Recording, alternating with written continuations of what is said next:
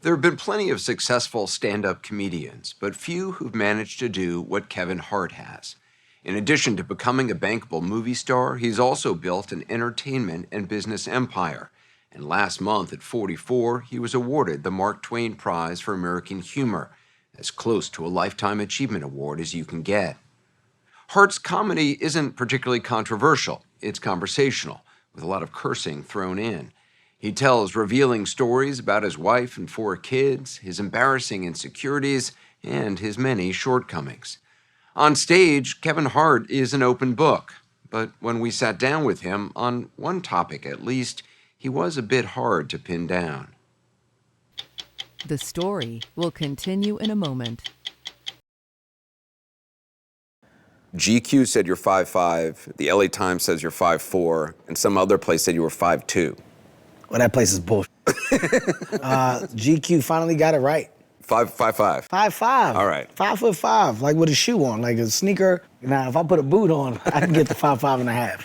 Kevin Hart has been telling tall tales about himself on stage for more than 2 decades. 43 years old. I've been 5'5" my whole life, 5'4", 5'2.5" my whole life. It's talking about the things that you aren't afraid to laugh at about yourself. I'm really confident that the laugh that I'm getting, you're not laughing necessarily at me as if I'm a joke. You're laughing at the experience. I'm giving you an experience through a story that is relatable. And more importantly, I'm saying things that other people just don't have the heart to say. I mean, you told a story about your wife watching tall people porn. Yeah, he was taller than me. That was your main issue? Yeah. Why is he so tall? Is that what you want? We had a real conversation off of that. Is that what you're looking for? If your search starts with tall... You can't fix that. Yeah, no, I can't fix that. We got a problem.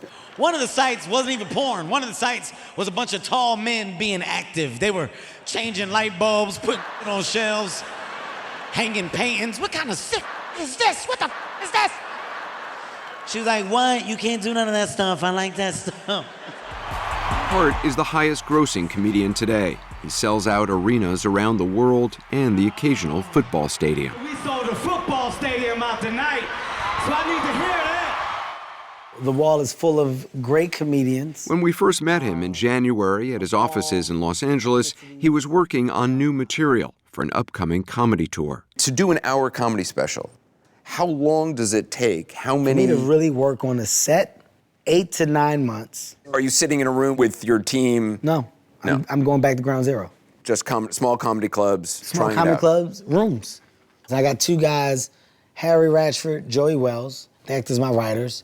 And what they do is they grab my material as I say it. But you can't write it down for me. Like I don't like the long jokes or the long sentences. Mm-hmm. So it has to be in bullet points. Travel, bad. Bad travel. Why bad travel makes me drive. Driving. Good versus bad. Everything has a good and a bad. My rule is when I get on stage, I would much rather have the dismantled picture in my head of kind of what I think it is and it not be good and then figure it out in real time and walk off stage and go, it was something there. A few hours later, 3,000 people showed up in Pasadena to hear Hart figure out his new jokes on stage. Everyone had to hand over their phones. Before he began, Hart explained why.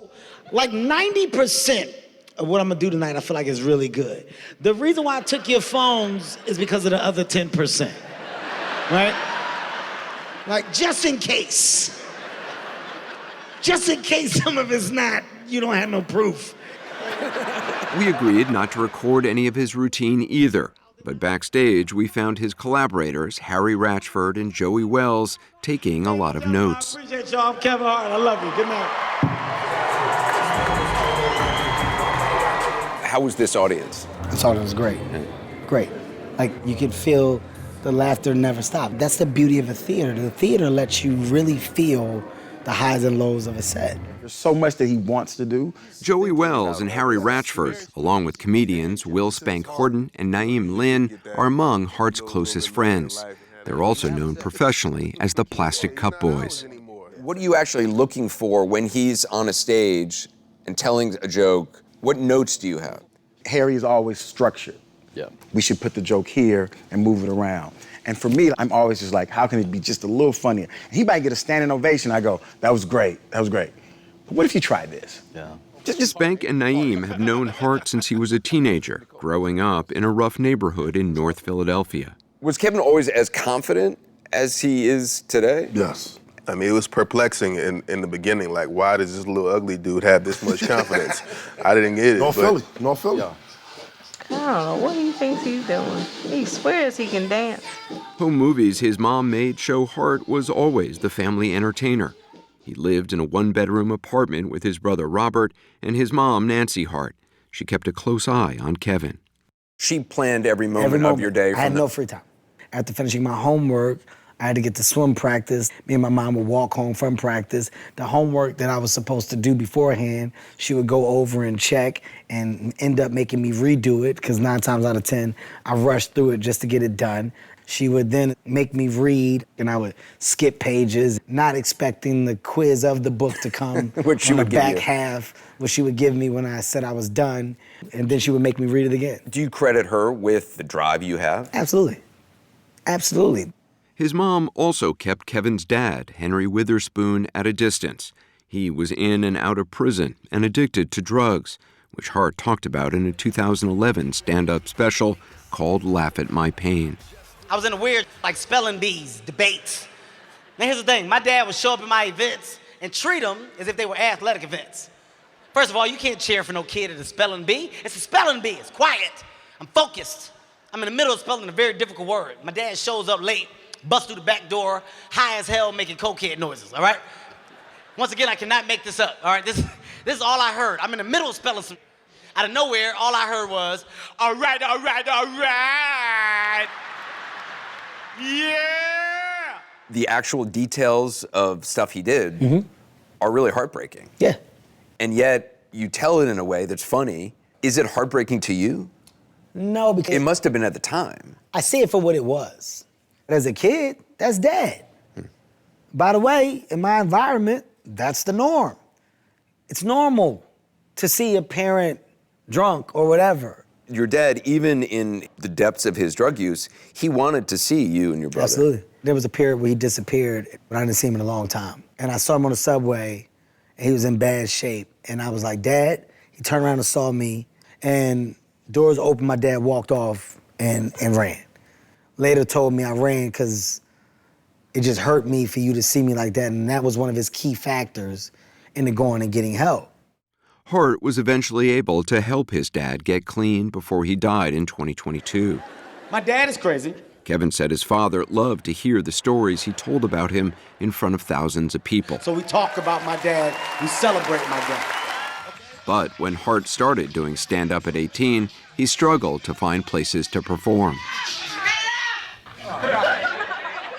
And you would take gigs wherever you could get them. Like, you're talking bowling alleys, you're talking cabarets, strip clubs. I did Is there a play lot strip of clubs. comedy in strip clubs? No, and it's a white thing, there's a lot, no.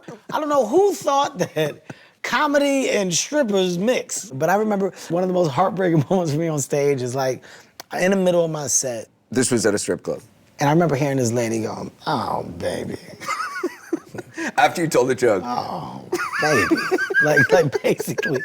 So disgusted and heartbroken that this is what I chose to do with my life. Hart thought he was about to make it big when he shot a sitcom for ABC called The Big House in 2003.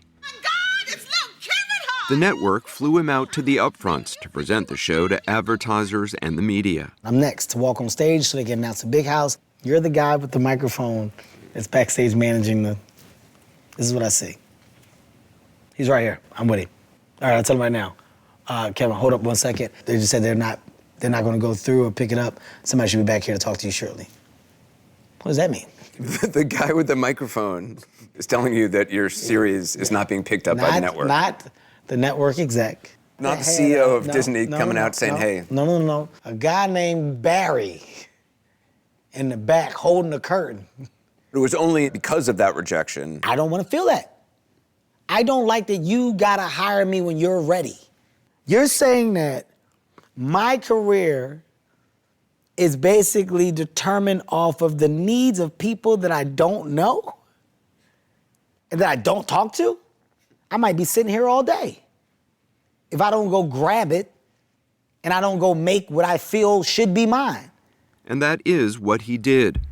He started a small production company, now called Heartbeat, and began making his own hour-long stand-up specials. He also marketed himself relentlessly through social media. Freeze! Hollywood studios took notice.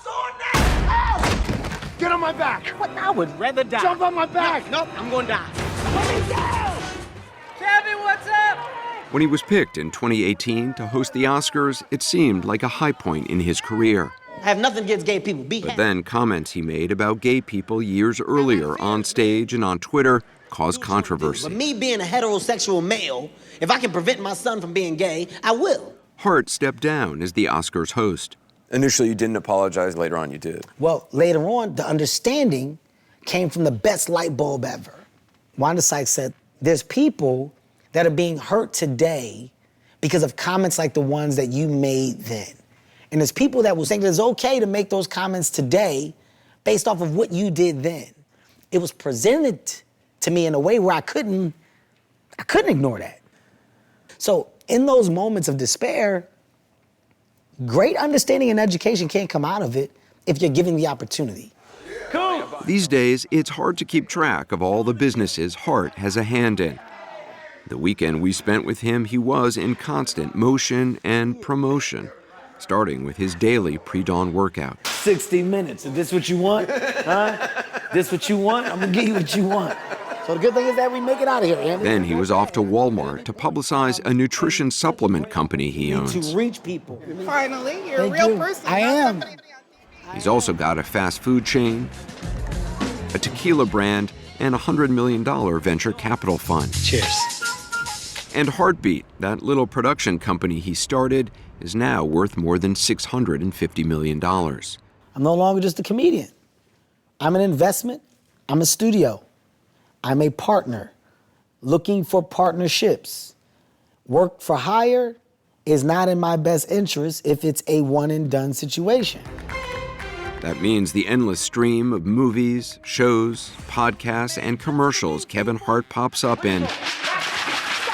Chances are Heartbeat is making money off them, too. Even my stunt double has a stunt double. Are you a billionaire yet? None of your business, man. You trying to get me robbed? You trying to get me knocked But in I my mean, goddamn... you will be a billionaire. I mean, hopefully. And even if I don't or if I'm not, I think the better side to what I've done is create what can become the new norm for other people in the business of funny, for other people in the business of entertainment, right? Not just being a part of the business, but learning and understanding how to be the business. Kevin Hart's daughter on the jokes he tells about her Why is he blowing my business out there? at 60minutesovertime.com.